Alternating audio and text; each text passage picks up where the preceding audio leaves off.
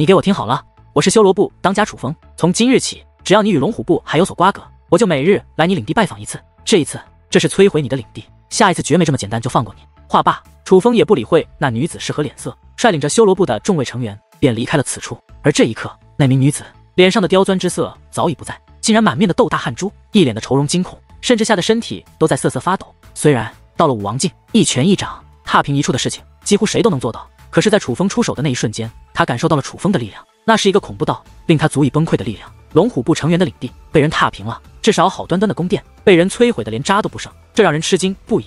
因为就算有踢场的，也很少有人做得如此绝，更是很少有人会将踢场牵涉到成员。而只要想到做这件事的人，竟然还是一个之前从未听过由一群新人弟子创建的新人分部后，他们就更是震惊的难以自理了。不过他们却并不知道，如同这样的场面正接二连三，连续不断的在核心地带发生。楚风说到做到，耗费了整整1日的时间，他拜访了龙虎部所有成员的领地，虽然没有伤及一人，但却让他们的居住之所当然无存。夜色降临之际，这件事早已轰动了整个核心地带，几乎没有人不知道此事。一时之间，一个叫做龙虎部的分部被一个叫做修罗殿的分部给砸了，并且砸得惨不忍睹，成为了人们热议的最大话题。虽说龙虎部谈不上多么知名的分部，甚至有很多人不知道龙虎部，至于修罗部，在此之前更是没人听过。可是这一次分部之间的踢场踢得实在太狠了，简直是前无古人，让人想不好奇都难。所以好事之人都在谈论此事，纷纷猜测这到底是多大的仇，竟然做得这么绝。那修罗部当家是多狠的人，竟然能把事情做得这么狠，甚至更有甚者，干脆打听一番后，直接赶往了龙虎部，想要看看究竟。因为眼下几乎龙虎部所有成员的领地都被砸了，唯有龙虎部还安然无恙。这样的节奏就像是在告诉人们，龙虎部将成为此次踢场最后的大餐，所以乐意看热闹的人自然不愿意错过这个机会。此刻夜已尽黑，青木山内灯火辉煌，与白昼几乎没有差别，但是最引人瞩目的绝对比是青木山内那美丽的景色，而是道道身影飞掠于天际，集合与龙虎部的景象。这要巧你也来了，哈哈，那是当然，这样的热闹我可不想错过。对了，你们可知道那个修罗部的当家到底叫做什么？究竟是何人来头？竟然这么大的手笔，这可真是一鸣惊人啊！这你还不知道？他几乎每砸一处领地都会留下自己的名字，叫做楚风，是个新人，但却嚣张的不行啊，够狠！每年都有新人加入，但如楚风这般的绝对没有啊！看来这不是一个简单的角色，绝对是一个有实力有背景的妖孽。此刻龙虎部外面，无论是天上还是地下，到处都是身影，当真是人满为患。这些看热闹的人嘴也不闲着，有人惊叹，有人夸赞，都在针对修罗部和楚风探讨着。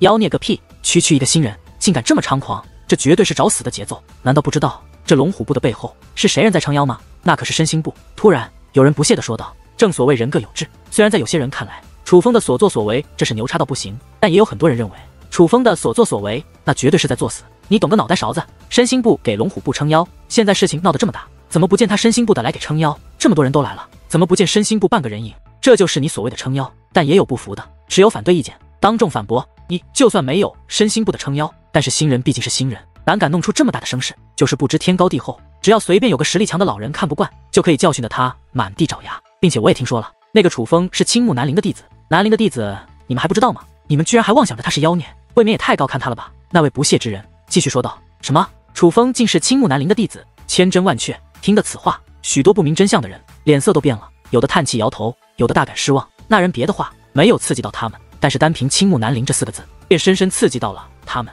让那些本对楚风极为看好的人不再抱以任何期望。虽然青木南陵是正统附属势力，但因为几千年来青木南陵一代又一代的不争气弟子层出不穷，这使得青木南陵成为了最为有名的势力之一。只不过那不是好的名声，而是丑名远播，甚至被人认为是专门培养庸才的正统附属势力。这位仁兄不懂就别说话了，楚风的确是新人，但可不是简单的新人。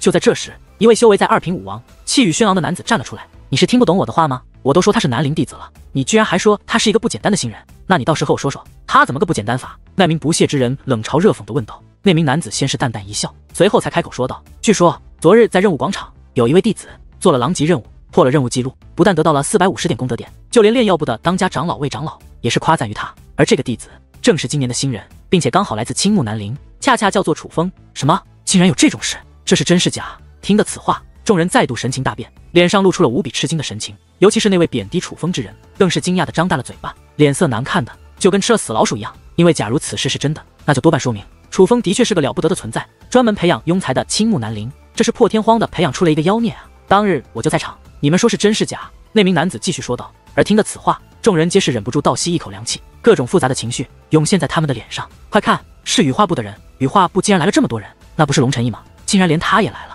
像他这种人物，很少会关心这种冲突才对的吧？厉害，竟然连龙晨义这样的人都被吸引来了，可见此事已经传遍整个核心地带了。那楚风果然是厉害。突然有人高喝一声，顿时众人惊呼不断，因为的确是龙晨义来了，并且他还带来了羽化宗近万名成员，人数众多，浩浩荡荡，铺天盖地，声势骇人。和他们羽化部一比，哪怕在场之人加到一起，也是显得有些不值一提。这个楚风未免也太狂妄了，竟然做出这样的事。就算他不怕弟子看不惯，难道就不怕长老看不惯吗？我看他真是活腻了。龙晨父也来了，一如既往的骂骂咧咧，一副巴不得楚风被弄死的样子。依我看，这件事长老那方面还真就不敢有人管。昨天的事已经确定了，的确是楚风和若尘师妹所为。楚风更是破了采集苍冥药草的记录，他们二人都得到了魏长老的夸赞，更是受邀去炼药部做客。虽然只是夸赞了一句，看似很是随意，但毕竟是当家长老，被他夸赞过的人，寻常长老哪里敢动？万一是被魏长老看好的呢？那不是要惹下大祸？羽化宗二当家，孟振所说道。什么？这件事竟是真的？而听得此话，羽化宗的众人皆是大吃一惊，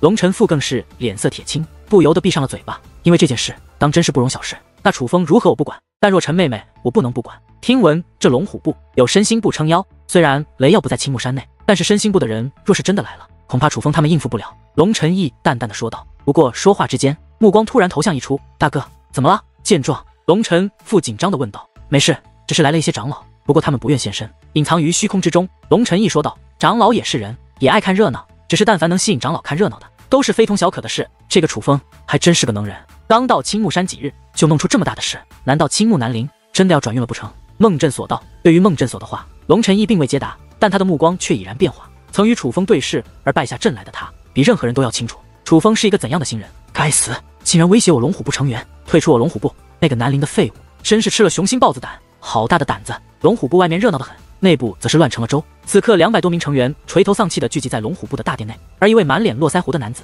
更是气得咬牙切齿，捶胸顿足，在大殿内来回走动。这名男子有着4品武王的修为，正是龙虎部的大当家。龙虎部成员凡是如今在青木山内的，此刻几乎都来到了这里，并且有很多人还提出了要退出龙虎部的要求，不因别的，只因他们的领地被人给砸了个稀巴烂，连一块砖半块瓦都没有剩下，并且他们还都被楚风威胁，只要与龙虎部有瓜葛，那日后就会日日拜访他们的领地。虽然楚风不是一拳就是一掌便将他们的领地给夷为平地，但是他们还是都感受到了楚风的2品武王修为之下所蕴藏的恐怖力量，发自内心的忌惮于楚风大当家的那个叫楚风的新人。虽然来自青木南陵，但真的不是一个省油的灯啊！我们真的怕一名女子战战兢兢地说道。她正是今日指着楚风怒斥，但最后又被吓得满面冷汗的女子。怕什么怕？难道我龙虎部会输给他一个南陵废物创建的新人分部？龙虎部大当家怒斥道。大当家的那楚风真的不简单，我听闻昨日在任务广场得到450点功德点，并且得到炼药部当家长老，魏长老夸赞的新人就是他。若是魏长老为他撑腰，那我们不是要倒大霉？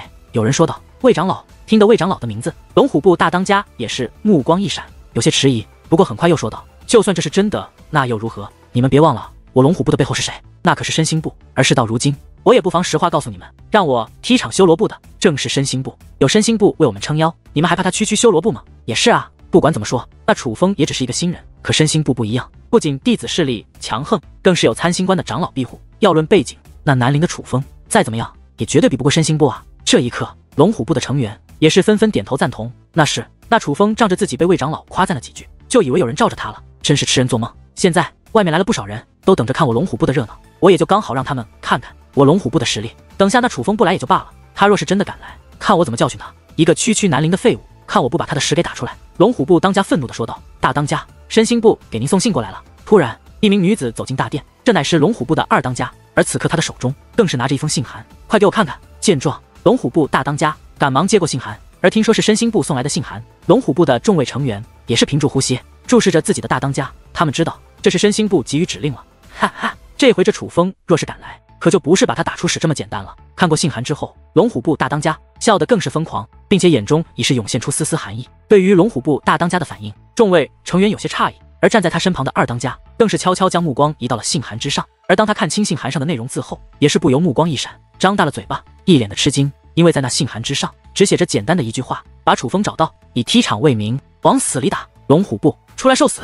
就在这时，一道怒喝宛如雷鸣一般自天际炸响，滚滚传来，那声音非常的响亮，就像千里之外传来的滔天巨雷一般。而从这个声音也能听出，那呼喊之人并未抵达，乃是在很远的距离之外。呼喊的这声来得正好，而听得那远道传来的挑衅之音，龙虎部当家也是冷笑一声，率领着龙虎部的众位成员掠出了大殿，来到了领地的大门之前。快看，龙虎部的人出来了！此时此刻，聚集龙虎部的人越来越多，龙虎部外的天上地下早就皆是人影。他们本来听到了那声呼喊，所以在注视着声音传来的方向，想要看看这修罗部究竟有多厉傲的。不过，当龙虎部的人出现后，很多人也都将目光移了过来。毕竟不管今日的结局究竟如何，但是龙虎部都是这2大主角之一。他们很多人不认识龙虎部的当家，也想看看龙虎部的当家是什么样的角色。然而就在这时，远处突然雷声响彻，定目观望，远处的天际竟然在剧烈颤动，层层气焰宛如乌云一般滚滚而来，好大的声势！见到这一幕，在场之人皆是不由惊叹起来。他们都是修武高手，都能够看出那传来的并非雷鸣，而是强大的威压，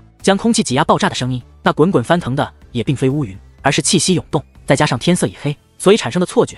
这样的威势，只要是武王境以上，其实都能做到。这说明不了什么，但是这能证明那个人们并不熟悉的修罗不是有备而来，至少气势上并不弱，虚张声势，宛如跳梁小丑。看着那携带滚滚威压而来的楚风等人，龙虎部当家冷哼一声，脸上的轻蔑之色不减反增。不过围观者却并不这么看，在知道楚风的事迹之后，他们对楚风不仅刮目相看，更是抱有不少期望，甚至有很多人觉得龙虎部很可能已经大难临头。所以这一刻，很多人早早的便已散开，为楚风等人留下了一条空中之路，通往龙虎部的空中之路。终于在众人的注视之下，楚风等人来到了近前，而这一刻，人们也终于看到了楚风等人的容貌，果然来头不小。而看着楚风等人的模样，围观之人也是不由纷纷点头。谁是龙虎部当家？楚风首当其冲站了出来，高声问道：“看来你就是那个修罗部的当家，南陵的废物！”楚风哥，龙虎部大当家不仅站了出来，还将自己的4品武王气息散发而出。这样做的意思很是明确，那就是表明自己的身份。是我。楚风高声回道：“2品武王，真是厉害啊！1日之间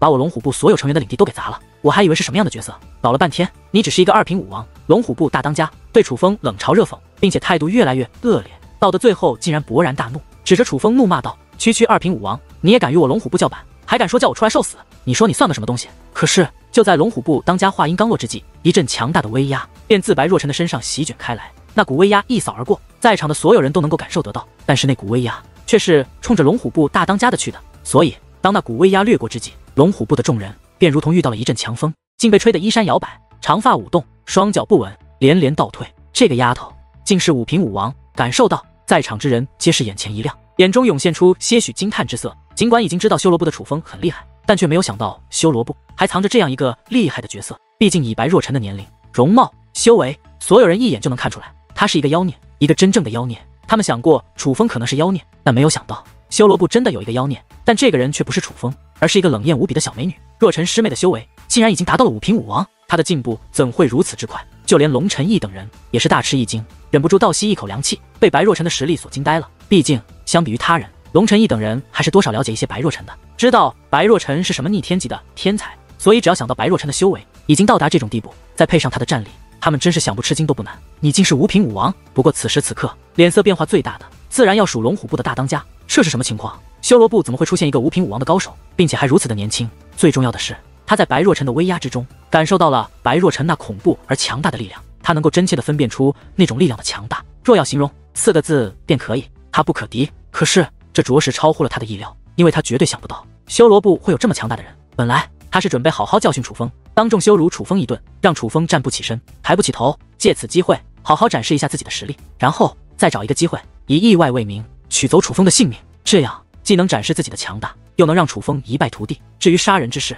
有参星官撑腰，他也并不担心。不过当白若晨出现之后，他的所有计划都乱了，甚至他开始害怕，因为他已经丧失了羞辱楚风的机会。相反，在白若晨那强大的实力面前，他龙虎部真的要面临着被踢场的危险了。若晨师妹，这样的废物就不劳烦你出手了，由我来对付吧。可就在这时，楚风却突然开口了，并且他看向龙虎部大当家说道：“你为龙虎部当家，我为修罗部当家。今日我不追究你为何无缘无故去轰碎我修罗部的门脸，我只要你知道，胆敢践踏我修罗部会落得怎样的下场。什么2品武王挑战4品武王，他哪里来的这种自信？莫非这楚风真是妖孽，拥有逆天战力不成？”听得此话，围观之人顿时眼前一亮，紧随其后议论纷纷。而那龙虎部大当家更是在心中大笑连连，因为此时此刻他当真是狂喜无比。本来觉得有白若晨坐镇，他的所有计划都将落空，别说教训楚风了，恐怕今日真的要自身难保。但是他怎么也没有想到，楚风不但不让白若晨插手，还说要亲自对付他。这说明什么？这说明楚风要与他1对1的对决。而在他看来，楚风这可不是英雄气概，而是自讨羞辱，自寻死路。所以此时此刻，龙虎部的大当家真是高兴坏了，甚至在心中暗想：这楚风什么情况？绝对是个白痴啊！是脑袋有病吧？有那么一个强大的人物坐镇，明明可以轻易的踢掉我的场子，砸坏我的门脸，可是他竟然没有这么做，反而阻止人家，亲自出手。他到底是傻到冒泡，还是真的自大到了觉得能与我一战？不过无妨，他这样的无知举动刚好成全了我。想到此处，龙虎部大当家的脸上布满利奥得意，他调整了一下状态，随后冷然一笑，对楚风说道：楚风，你若有种，便与我一战试试，不把你打得跪地求饶，今日我就随你姓。然而就他话音落下之际，楚风竟然真的出手了，如同离弦之箭一般，夹带着自己那2品武王的威压，向龙虎部大当家报事儿去。当楚风出手的这一刻，人们顿时神情一变，但是脸上却或多或少皆是涌现出了失望之色，因为楚风的速度不快不慢，中规中矩，虽然达到了2品武王应有的标准，但是绝对没有超过2品武王的界限。这说明什么？这说明楚风的战力稀松平常，连跨越1品境界的战力都没有。这别说是什么妖孽了，根本连天才的级别都算不上啊！果然是南陵的废物。既然你急着寻死，那我就成全于你。看着楚风的速度，龙虎部大当家更是内心窃喜，他已经基本确定了楚风是一个废物，所以他并未坐以待毙，而是放下所有戒备之心，猛然出手进行反击。他这一动几乎动用了自己4品武王的全部力量，莫说那声音刺耳如雷，就连他先前所在的虚空也是为之颤动。虽说楚风的出手让在场之人大感失望，但是龙虎部当家的威势倒是让在场之人眼前一亮。楚风，这是你自取其辱，可别怪我手下不留情。眨眼之间，龙虎部大当家已是来到了楚风的面前，并且他的大手已是携带万钧之势，胜过闪电的速度，对着楚风的喉咙便抓了过去。可是就在他的手掌猛然握起之际，却突然发现自己的手掌空了，他竟然没有抓到楚风的喉咙。这样的一幕让他有些不知所措，他无论如何也想不到，只是区2品武王的楚风，明明他用威压都可以碾压致死，又怎么会躲开他的全力一抓？然而就在龙虎部大当家那一愣神的功夫，楚风已是如同鬼魅一般来到了那龙虎部当家的身前，并且楚风的手掌夹带着呼呼劲风，对着龙虎部当家的左脸便扇了过来。如此速度也想伤我？而看着楚风的手掌，龙虎部大当家的嘴角却掀起了一抹讽刺的微笑。在他来看，楚风的这一击他完全可以轻松躲避，根本无法伤他分毫。可是就在他刚要动身，准备以潇洒的姿态躲过楚风这一巴掌的时候，却突然感觉左脸一痛，随后感觉一阵失重，自己的身体如同100万斤的大沙包一样狠狠地向地面飞去。最重要的是，对于这样的状况，那龙虎部当家竟然没有丝毫反抗的能力，只能任由自己的身体向下坠落，而没有任何办法。终于在他的身体飞落而下，但是他的身体却刚好撞在了自己领地的大门顶端，并且命中在了龙虎部的牌匾之上。强大的冲力携带着凶猛的王级武力，所以别看龙虎部当家的身躯不是很大，但是威力却很大。当他撞击到龙虎部牌匾的一瞬间，顿时飞沙走石，碎屑冲天。不仅是龙虎部的牌匾被撞成了粉碎，就连那承载着牌匾的领地大门也是被撞成了粉碎。而就在这时，龙虎部当家本想奋力起身进行反击，可却发现自己的身体竟然不灵光了，不但没有猛然站起，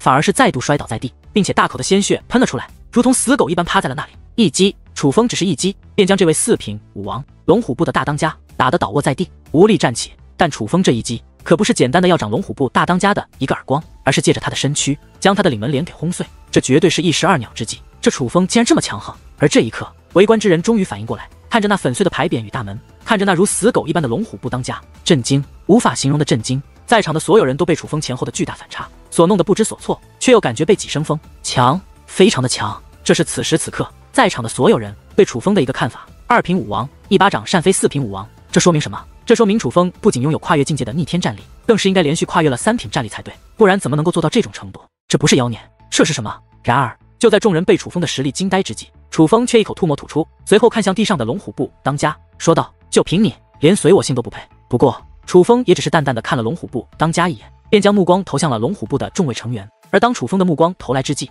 龙虎部的成员皆是不由自主的身体一颤，随后整齐的向后倒退了一步。他们要么低头不语，要么目光转移，莫说对楚风动手，竟然没有与楚风对视的勇气。看着龙虎部的这群成员的那个怂样，楚风的内心淡淡一笑，但却并未流露于表，而是以冷冽、严厉、不可违抗的语气说道：今日我不伤你们，但我不想再看到龙虎部的人。明日开始，凡是带着龙虎部袖标的人，我见一次打一次。楚风的话语绝对霸气四射，莫说是那龙虎部的成员，身体一颤，就连围观之人也是感觉汗毛直立，因为楚风的话中之意再明显不过了，他这就是要逼得龙虎部解散啊！其他分部踢场，大多数是把其他分部当作踏脚石，从而提升自己分部的名声。但是楚风不仅仅是将龙虎部踢场后就善罢甘休，竟然还要求对方解散龙虎，这未免也太霸道了一些，当真是赶尽杀绝，毫不留情。然而就在众人发冷之际，楚风竟然再度出手，一掌轰出，排山倒海，强大的王级武力汇集成了凶猛的武力海洋。那武力海洋自楚风而来，跃向龙虎部深处，所过之处寸草不生，万物尽毁。眨眼之间，龙虎部的座座宫殿、琼楼玉宇皆被化为滚滚浓烟，毛都不剩。看着那如同火山爆发般的滚滚灰尘，以及那眨眼之间便被摧毁的龙虎部建筑，在场之人皆是忍不住倒吸一口凉气。本以为事情就此结束，却没有想到楚风又突然来了这么一手。这一刻，他们仿佛看到了龙虎部所有成员领地被踏平的那一刻。但毋庸置疑的是，这一次摧毁绝对是最为瓦解人心的。不过这一掌轰出之后，楚风却没有理会在场之人是何反应，就仿佛是用这一掌来作为今日砸场的结尾曲，从容转身，率领修罗部的众人就此离去了。而在楚风等人离开后，围观之人也是在各种议论之中纷纷散开，唯有龙虎部的众位成员还留在此处，胆战心惊地站在半空之上。他们看着倒卧在地的大当家，看着那被浓烟滚滚化作废墟的龙虎部，再想到楚风所说的话，内心复杂，又惧又怕，不知何去何从。那楚风太可怕了，我不想再与他为敌。大当家、二当家，对不起了，我不能再继续跟随你们了。过了好一会，突然有人直接将龙虎部的袖标摘下，化作一道流光，便离开了此处。而他这一走，就宛如一根导火线被点燃一般，陆陆续续不断有人摘下袖标，直接逃走。到的最后，这站在龙虎部半空的就只剩下了几十人。而这一刻，龙虎部二当家则是叹息一声，随后才飞落而下，取出疗伤丹药，塞入大当家口中，开始为他的大当家疗伤。与此同时，那些剩下的龙虎部成员也都是飞落而下，围成一圈，站在了龙虎部大当家的身旁。一群贪生怕死的狗东西，我记住他们了，竟敢背叛于我，看我日后怎么收拾他们。龙虎部大当家身体好转后，咬牙切齿地说道，显然很是憎恨刚刚脱离他龙虎部的人。大当家其实也不能怪他们，毕竟那个楚风着实太强了一些，我们真不是他的对手啊。何况抛开他不谈，还有那个女子呢，如此年纪就已有这般修为，实在太可怕了一些。这修罗部我们真是招惹错了呀。龙虎部二当家满脸苦闷地劝道，放屁，招惹错了？有什么招惹错了的？我龙虎部的确不是他修罗部的对手，但别忘了我龙虎部的背后是谁。带雷耀大人回来，有他修罗部好看的？妈的，胆敢当着众人的面让我受辱！楚风，你给我等着，今日之仇我必然报之。龙虎部大当家恶狠狠地说着，脸上不仅挂着愤怒二字，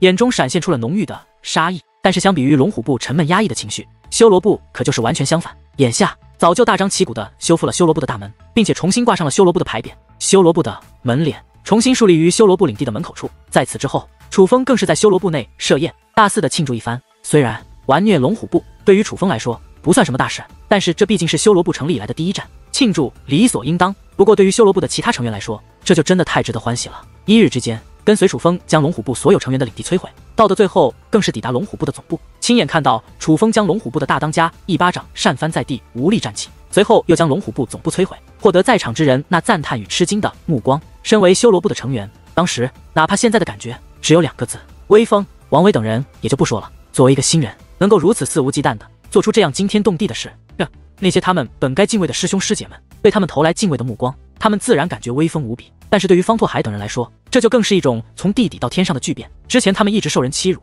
这么多年都是饱受压迫，可是在加入修罗部之后，竟然发生了这样大的身份转变，这叫他们宛如梦境一般。他们是多么的庆幸，多么的欢喜，甚至在想，假如这真是一个梦境，但也希望这个梦永远不要醒来。他们喜欢现在的样子，哪怕那出手的不是他们，他们只能跟在楚风身后耍威风，但他们也想一直这样，因为他们喜欢这种感觉，这种不再被别人看不起的感觉，这种被人敬畏的感觉。主人，外面又来了好多人，说想要拜见您。突然有奴婢跑了进来，但这已经是他第10次跑进来，并且禀告的事情基本相同。在楚风等人回到修罗部后，不断有人来到此处，想要加入修罗部，并且不只是新人，很多甚至还是在青木山待了多年的老人，更有甚者，为了加入修罗部，更是退出了自己本身的分部。此时此刻，修罗部的大门外已经聚集了几百人，都是想要加入修罗部的人。楚风师弟，这么短的时间内，竟有这么多人要加入我修罗部，看来我们修罗部是要崛起了呀。楚风师弟，已经几百人了，你要不要先见一见他们？毕竟我们修罗部的确需要扩大一下势力。王威和方拓海等人开口劝道。然而对于众人的话语，楚风则是微微一笑，说道，我说过，我修罗部不必招兵买马，只要时机到了，自然会有人想要加入我修罗部，只不过那个时候我修罗部可就没那么好加入了。听得楚风之话，众人都明白了楚风的话中之意，不再去劝楚风，不过脸上却挂着喜悦的笑容。他们事到如今，早已在心中坚信楚风就是他们的指路明灯，不必怀有任何疑虑，只要听从楚风的，他们的日子就肯定会越来越好。当初选择加入修罗部，乃是他们最明智的选择。如果说王威、方拓海等人加入修罗部，这是一个明智的选择，那么就眼前来看，选择退出龙虎部的成员，那也绝对是明智的选择。因为就那日之后，楚风真的说到做到，凡是那些没有退出龙虎部的成员，每日都会遭到楚风等人的拜访，并且现在的拜访可不仅仅是摧毁他们的领地那么简单，还会让他们真切地感受到痛楚，并且楚风下手的程度一次比一次重。开始只是给予他们一些皮外伤的教训，到的后来就已让他们体无完肤，这使得那些还留在龙虎部的人诚惶诚恐，惧怕不已。越来越多的人开始离开龙虎部，就连那些因为某种原因不敢离开龙虎部的成员，也是躲到青木山之外，不敢再露面了。至于龙虎部的当家们，更是直接躲到了身心部之内。而经过几日的时间，修罗部的大名几乎传遍了核心地带，所有人都知道修罗部的当家是一个妖孽，并且是一个心狠手辣的妖孽。最主要的是，这个妖孽还有一个独特的身份，令人不敢相信的身份，那就是楚风出自青木南陵。所以事到如今，最广为流传的事情，并非是修罗部与龙虎部的恩怨，而是一句话。这句话就是：你知道吗？青木南陵出来了一个妖孽。虽说修罗部之内，楚风的大名最为响亮，但是当日见识过修罗部踢场龙虎部的人却知道，其实修罗部最强的并非是楚风，而是一个叫做白若晨的女子。那是一个更为可怕、更具潜力的存在。在修罗部名声越来越大的同时，越来越多的人想要加入修罗部。而事到如今，修罗部也不再大门紧闭，而是敞开大门，开始收人。只不过想要加入修罗部，却也没有那么容易，需要达到一定的资格才行。所以不是随随便便的什么人都能够加入修罗部的。来到修罗部的人，20个之中能有一个加入修罗部，这已经是非常不错的比例了。修罗部收人严格，甚至比青木山最强的几个分部收人还要严格，这使得很多被淘汰的人抱怨不断。而就在这一日，那些站在修罗部之外抱怨的人终于庆幸了。他们庆幸自己没有成功加入修罗部，因为他们觉得修罗部已是大难临头。足足2万余道身影密密麻麻的遮天蔽日而来，从地上到天空，将修罗部团团包围，围得水泄不通。身心部的人来了，在修罗部将龙虎部打压的快要彻底瓦解之际，身心部终于出手了，并且他们的这次出手绝对是一个大手笔。虽然没有倾巢而出，但绝对是精英人马，竟然连身心部的大当家雷耀也来了。看来传闻是真的，龙虎部果然是由身心部罩着的。这下修罗部要倒霉了，哪怕他们再具备潜力，但毕竟是一个刚刚创建的新势力，绝对不可能是身心部的对手啊！身心部浩浩荡荡而来，引起了不少人的注意，很多爱凑热闹的人都跑了过来，但围观之人却都盯着身心部大军的一道身影。那是一名男子，身材魁梧，足有3米多高，长相凶恶，像是一个猛兽所化之人。最主要的是，他的气息非常之强，乃是一位6品武王。此时此刻，他那6品武王的气息几乎席卷了天上地下方圆数里，就连本是晴朗的白昼也被他的气息所搅得朦朦胧胧。而这位便是身心部的大当家，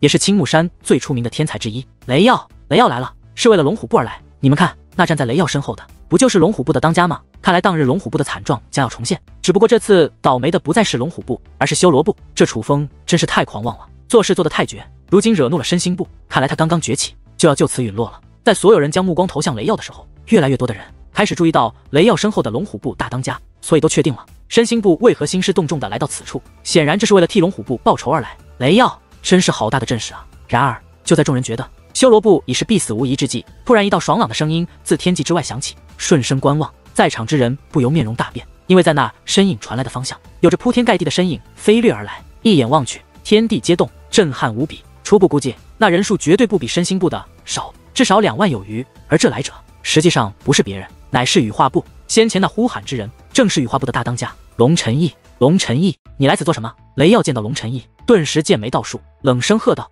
雷耀不必紧张，你来这里做什么？我就是来做什么的，只不过我们的立场可能有所不同。”龙晨义淡淡的笑道。面对雷耀，他很是从容，因为要论名声，他可要在雷耀之上。至于实力，虽然二人同在6品武王，但龙晨义却自信这雷耀不如自己。龙晨义，看来你是要多管闲事了，莫非你觉得我雷耀会怕你？雷耀说道。我知道你雷耀不怕我，龙晨义，不过我龙晨义更不怕你。你若是真的愿意为这个区龙虎部来与我羽化不开战的话，我龙晨义倒是乐意奉陪。龙晨义面带微笑，但随后突然目光一闪，一股磅礴的威压便席卷天地，竟然直接将雷耀的威压击散，使得那这方大地再度被阳光笼罩，恢复了万里晴空的景象。好厉害，不愧是号称有机会冲击青木继承榜的男子，这龙晨义果真厉奥的。是啊，身心部与羽化部本来相差不多，但是龙晨义却率领羽化部成为了10大分部之一，追上了青木30联合组成的30部。这已说明龙晨义实力非常之强，恐怕要在雷耀之上，恐怕这就是事实。我听闻龙晨义曾与王浩轩切磋过，二人难分胜负，最终以平手告终。而那王浩轩是谁？那可是曾经位于青木继承榜第9名的存在，30部的大当家呀。所以我敢保证，雷耀虽与龙晨义同样的修为，但若交手，绝对不是龙晨义的对手。当龙晨义展示出自己的实力后，在场之人惊叹不已，议论纷纷。事实上，就连雷耀也是眉头微皱，不得不收起自己先前的嚣张气焰，说道：“龙晨义，你说龙虎部是区小势力，不值得我身心官替他出头，但那修罗部又何尝不是一座小势力？你与他非亲非故，为何要替他出头？非亲非故，雷耀，看来你是没有搞清楚状况。先不说我羽化宗有多名弟子在修罗部之内，而我羽化宗宗主之女白若晨师妹更是在修罗部之中。羽化宗与青木南陵早已联盟，而我羽化部与修罗部也形同联盟。你如今要动修罗部，你说这到底关不关我的事？”龙晨义说道。什么？羽化宗宗主之女白若晨，莫非就是传闻中的那位美若天仙，小小年纪就已拥有5品武王修为的奇女子？听得龙晨义的话后，围观之人再度大吃一惊，不过也终于明白为何当日修罗部踢场龙虎部的时候，龙晨义会出现，而如今身心部来修罗部踢场，羽化部又会兴师动众了。原来不止龙虎部有身心部这个后台撑腰，修罗部更是有羽化部撑腰。龙晨义，你可真是够嚣张的，莫非真的觉得我身心关无人，怕了你羽化部的不成？可谁曾想，就在这时，又有一道声音传来，定目观望，人们不由再度大吃一惊，因为一道身影出现了。这位虽是一个人，但手臂上却带着问天部的袖标。问天部那可是号称青木山最强的分部。元清师弟，你怎么来了？见到这位来者，雷耀也是面容微变，态度很是和善的问道。因为这位正是元清，元清，他便是身心观的那位天才。元清听得雷耀的话后，围观之人皆是神情大变，看向元清的目光充满了惊艳。毕竟元清之名在整个青木山内早就传遍，所有人都知道那是一个非常厉害的妖孽，甚至有可能继承青木山掌教之位的存在，前途不可限量的超级天才。雷师兄，虽然我元清加入了问天部，但我却依旧是身心观的人。如今有人敢在我身心观头上动土，我元清自然不能坐视不理。今日我们师兄弟就并肩作战，让所有人都看看，敢与我身心观为敌，那会是什么样的下场？元清信誓旦旦地说道。哈哈，好，元清师弟果然是有情有义。既然如此，那今日我们就痛快地战上一场。这修罗部我必然踏平，神挡杀神。而听得元清的话后，雷耀也是气势大涨。毕竟元清的身后是问天部，若是元清出现什么三长两短，问天部绝对不会善罢甘休。虽说羽化部的确很强，但是雷耀很清楚，若是拿羽化部与问天部比，那羽化部也是不入流。毕竟问天部的最强之名可并非空穴来风，而是公认的。所以只要想到问天部可能会做他们的后盾，他便自信满满。龙晨义，你听到我雷师兄的话了吗？不管你羽化部与修罗部是何关系，但假如你们想要阻拦我们的话，我们不介意与你羽化部一战。现在我就问你，这件事你究竟是管还是不管？元清看向了龙晨义，他的态度很是恶劣。实力远弱于龙晨义的他，不仅仅像是与龙晨义平起平坐，更是一副不将龙晨义放在眼中的样子。大哥，怎么办？那元清也来了，他不仅是一个潜力无限的天才，更是问天部非常看好的人，我们不能伤他啊。见到元清后，龙晨父变得有些胆怯，开始悄悄劝解自己的大哥，不要再管闲事，大当家的，陈父说的有道理啊。那元清不是寻常人，若是伤了他，问天部绝对不会坐视不理，我们惹不起问天部啊。与此同时，羽化部二当家孟振所也是传音劝道，而听到二人的话后，龙晨义也是陷入了两难之地，一时之间不知该如何回答元清。而看着龙晨义被自己的一句话弄得脸色都变了，元清则是冷哼一声，随后脸上流露出得意的笑容。好厉害，这元清不愧是能够触发远古仙真并且夺得帅气的妖孽，竟然连龙晨义也怕了他，这股气势当真是非同寻常啊。这一幕在场的很多人都看到了，羽化部士气低迷，身心部士气大涨，而围观之人则越来越觉得元清实力里傲的，否则不能连龙晨义也会这般犹豫。龙师兄，你的好意楚风心领了，不过这件事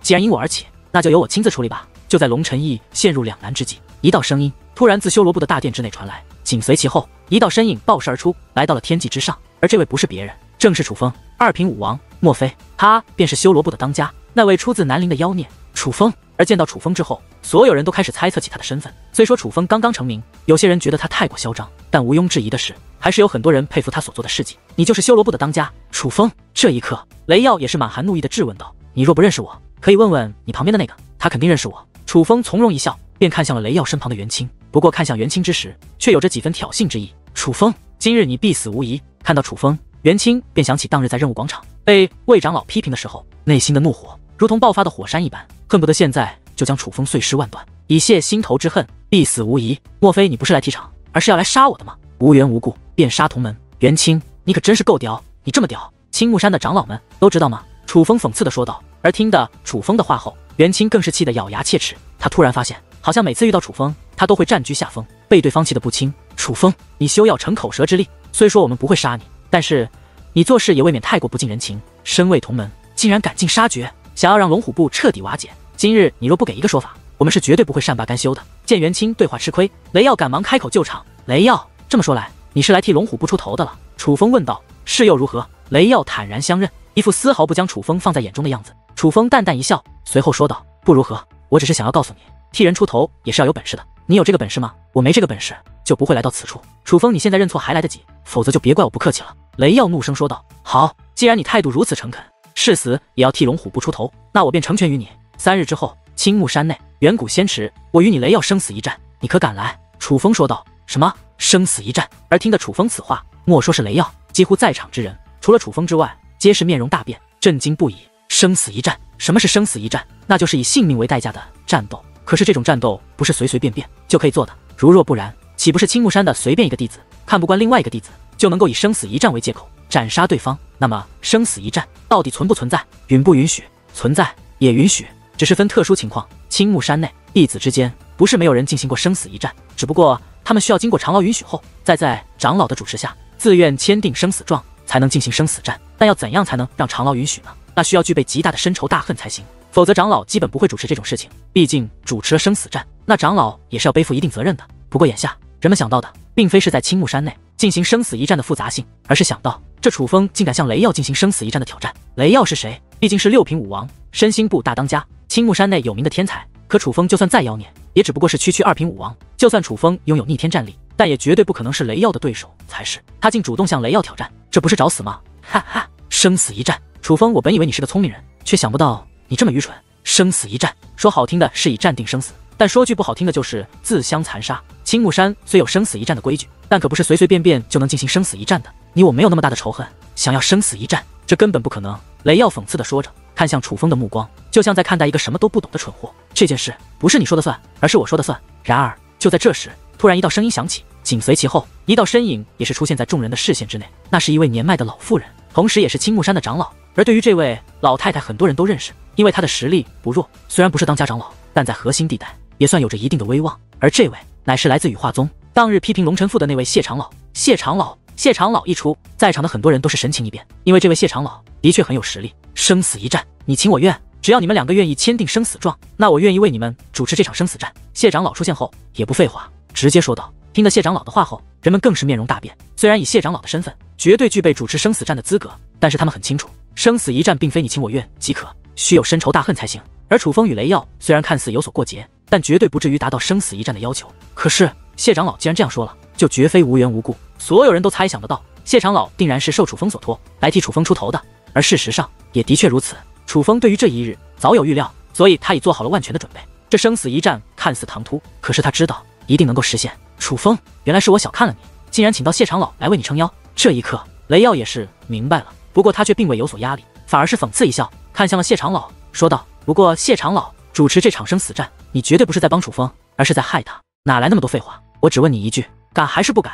突然楚风说道：什么不敢？你给我一个理由，告诉我为何不敢？楚风，我念在同门一场，本不想把事做绝，但却想不到你这样不知好歹，竟然请来谢长老撑腰，还敢与我生死一战。既然你如此猖狂，也就别怪我不念同门之情。你的这个挑战我接下了，不过既然应了，就要按规矩做事。约战之时，我可绝对不会留情，定要取你小命。当着众人之面，一而再再而三的被楚风挑衅，这使得雷耀勃然大怒，当众应下了楚风的挑战。既然双方愿意，那么就3日之后，远古仙池，我亲自主持这场生死战。谢长老说下这句话后，身形一动，便消失不见。当真是来也匆匆，去也匆匆。楚风，3日之后，我会让你小命不保，而这是你自找的。雷耀留下这句话后，便转身离去。与此同时，他所率领的羽化部大军也是一同散开。楚风，不得不说，我很佩服你的勇气。而这一刻，袁清并未走，而是满面讽刺地看着楚风，这就佩服了，我会让你更加佩服的。3日之后，记得要来哟。楚风笑眯眯地看着袁清，并且他的笑容蕴含着阴阳怪气。放心，我一定会来的，因为我想看看你是怎么被我雷耀师兄杀死的。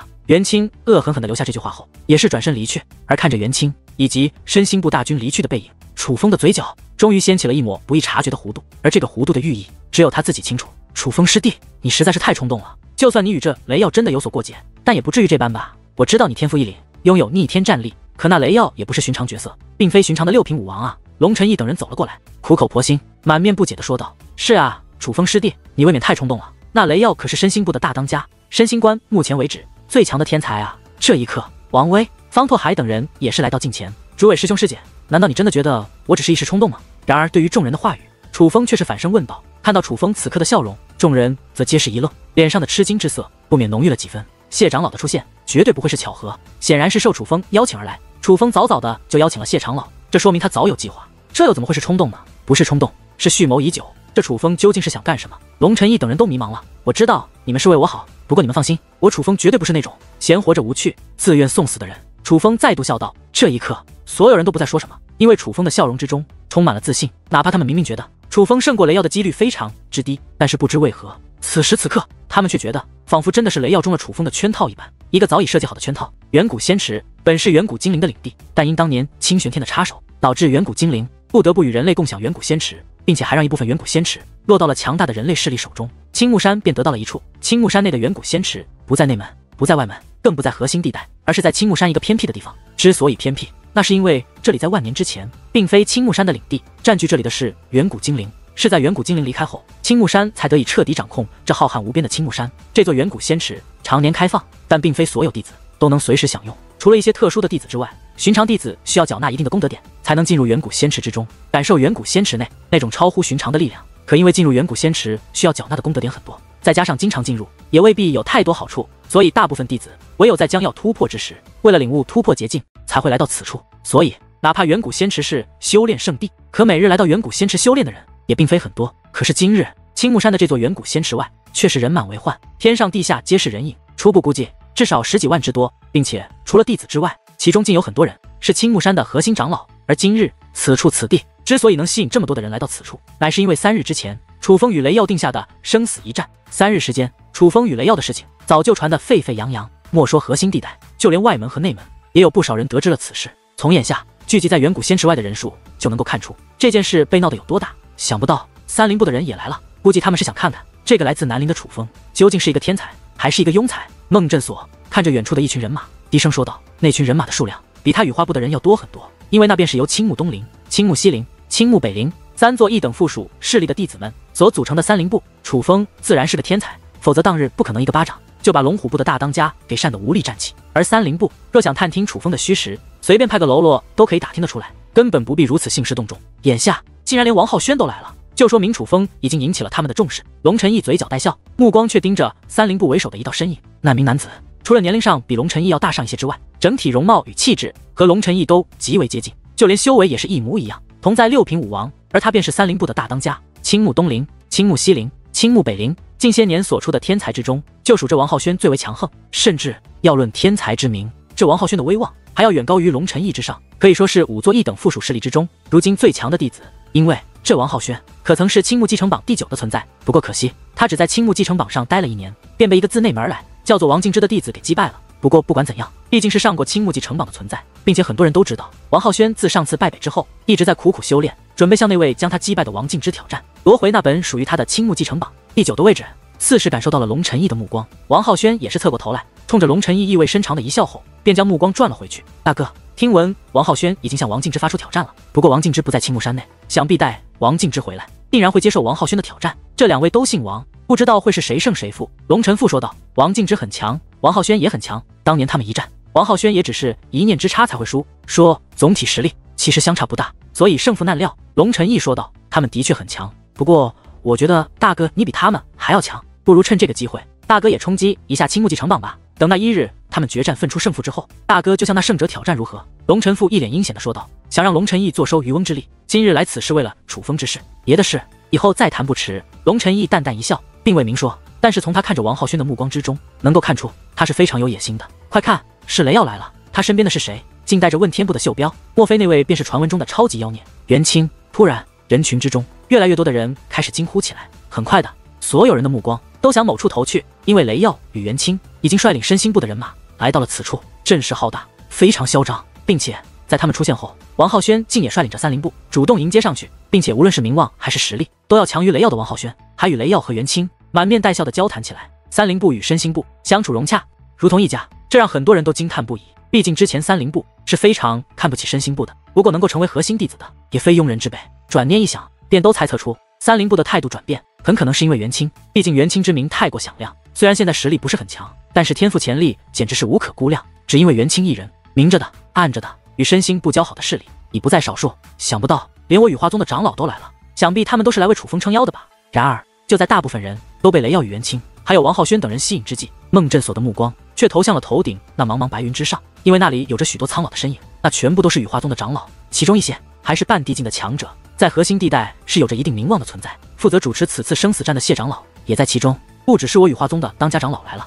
身心关的当家长老也来了。龙晨一把目光投向了另一处云端，那里也有着不少长老的身影，是身心部的长老。不过可惜，这场战斗要靠的不是谁来撑腰，还是楚风和雷耀他们自己。随后龙晨义又叹道：“楚风怎么还没来？不会是怕冷吧？”龙晨富说道：“不会，虽然我与楚风交涉不深，但是我知道他是一个言出必行之人，他一定会来的。”龙晨义说道：“大哥，为什么我总觉得你对那楚风特别看好？你该不会觉得楚风真的能胜过雷耀吧？虽说那雷耀不如大哥你，但是毕竟也是一位天才，他虽是6品武王，但寻常的7品武王也都不是他的对手。那楚风就算是个天才，但毕竟只是2品武王，他怎么可能与雷耀抗衡？龙晨父很是不解地问道。在他看来，楚风必败无疑。对于龙晨父的话，龙晨义并未直接回答，而是沉默了好一会，待开口说道：“臣父，不管你怎样不喜欢楚风，但我还要提醒你，不要小看任何人，尤其是楚风。”听得龙晨义的话后，龙晨父沉默了。尽管他也很不喜欢楚风，甚至很希望楚风死，可是不知为何，他的心中对楚风却有着一种莫名的忌惮。此时此刻，各方人马都已聚齐，无论是长老弟子，都来了很多。一眼望去，皆是人影，密密麻麻，无边无际，当真是壮观无比。但是却没有人注意到，在那比白云还要高出1000米的天际之上的无人区域，却盘坐着一道身影。这是一位老者，他满头银发，宛如银丝一般，一双苍老的眼睛蕴含着爆发性的力量。他在此处，明明很多人都能看见他，但是那些人却又根本看不见他，就如同他根本不存在一样。而从衣着上能够看出，这位老者也是青木山的一位长老，只不过在他长袍的胸口处却刻写着一个兵字。老家伙，既然来了，何不现身？突然，这位老者转过头来，2道目光宛如利剑一般射向了身后的虚空。这一刻，那片本是无人的虚空，竟然如同湖面荡起了波纹一般，开始微微蠕动。而很快的，在那蠕动的虚空之中，走出了一道身影。这同样是一位老者，并且也是青木山的长老，因为在他的胸口上刻写着一个药字。而这一位正是当日在任务广场夸赞过楚风与白若晨的炼药部当家长老魏长老。老怪物，想不到你这种家伙也会来看这些弟子的热闹。魏长老现身后，笑眯眯地对那练兵部的老者说道，但话语之中却有着其他意味。其他弟子的热闹，老夫自然不会看。不过这个叫做楚风的小子，你当日可是亲自与我夸赞过，能得到你这老家伙夸赞的弟子可不多，所以这楚风自然也就不能当寻常弟子来看待。刚好今日闲来无事，便想来看看那小子究竟有何本事。可谁曾想，来到此处后才知道，那小子挑战的竟是雷耀，这简直就是自寻死路，蠢货一个！练兵部的老者一脸失望地说道：“老怪物，既然你觉得楚风必败无疑，为何还要留下来观看？莫非你如同下面那些人一样，想看看楚风是怎么为自己的猖狂举动、无知之举付出代价，是怎样被雷耀杀死的？”魏长老问道：“除非他是隐藏了修为，否则2品武王不可能胜过6品武王，又何况那雷耀的真实战力已超过了寻常的7品武王。我觉得那楚风若没有隐藏真实修为，那就是必死无疑。所以我想看看这小子到底是扮猪吃老虎，还是一个无知的废物。毕竟他是你特意跟我夸赞过的小子，我想看看你这次是不是走了眼。”话到此处，这位练兵部的老者嘴角掀起了一抹怪异的弧度。楚风这小子能在那么短的时间内，在苍冥药园搜集那么多苍冥药草，就足以看出他的精神力有多强。对于他的在戒灵之术上面的造诣，我是毫不怀疑的。不过说句实话，对于他的战斗能力，我就不敢打包票了。不过既然连老怪物都这么感兴趣了，我今日就赌他楚风赢，不知老怪物可有兴趣一赌？魏长老坏坏的笑道：“赌就赌，老夫还怕你不成？不过既然要赌，可就不能单纯的赌胜负，因为我已经说了，不能确定这楚风是否隐藏了真实修为。若是他隐藏了真实修为，真正的修为并非2品武王，而是6品武王，那么等下就算他胜过雷耀，那也是理所应当的事。所以既然你要赌，那我就赌这楚风没有隐藏修为的话输，但他若隐藏了真实修为，我可就要赌他赢了。”练兵部老者一脸阴险的笑道：“果真是老奸巨猾，这样来看，那我岂不是没有胜算了？罢了，我就与你赌，我赌楚风隐藏真实修为赢，没有隐藏真实修为也赢。”魏长老说道：“好，至于赌注，我就要你上次你炼制的丹药10克，你想要我的什么？说吧，不过价值可一定要相等。”练兵部老者说道：“若是你赢了，我就给你10克丹药，但若是我赢了，我不要你什么，只要你这老怪物不要跟我抢楚风就好。你应该明白，我上次既然与你谈起楚风，就是想将他收入我炼药部的。不过我没有想到你这老怪物这么不地道，竟然也打起了楚风的主意。别以为我不知道，你来这里为的是什么？”魏长老的神情突然变得凝重起来，看来还是你了解我呀。不过你也别怪我，虽说青木山的天才层出不穷，但是戒灵之术造诣高的可是少之又少。这楚风若真如你说那般，我又怎能不想将他揽入我练兵部？练兵部老者一脸的怪笑：“老怪物，少来这套！若是我赢了，你就别打这楚风的主意了，可好？”魏长老说道：“好好好，依你。”练兵部老者笑得越发殷勤，不过突然目光一转，看向下方的某处，说道：“那个小子就是你说的楚风吗？”听得老者这样一说，魏长老也是赶忙将目光投了过去，而这一看不要紧，在他那先前还凝重的脸上，顿时涌现出一抹淡淡的笑意，那是欣赏的笑意，因为此时此刻他们所看之人正是楚风。楚风率领修罗部的人马出现了。虽说修罗部的人马总体来说真正能够引起注意的只有他与白若晨，并且与如今到场的各个分部相比相差甚远，但是楚风的脸上却挂着满满的自信，那种气势绝对是一种大将之风、王者之气，而这就是楚风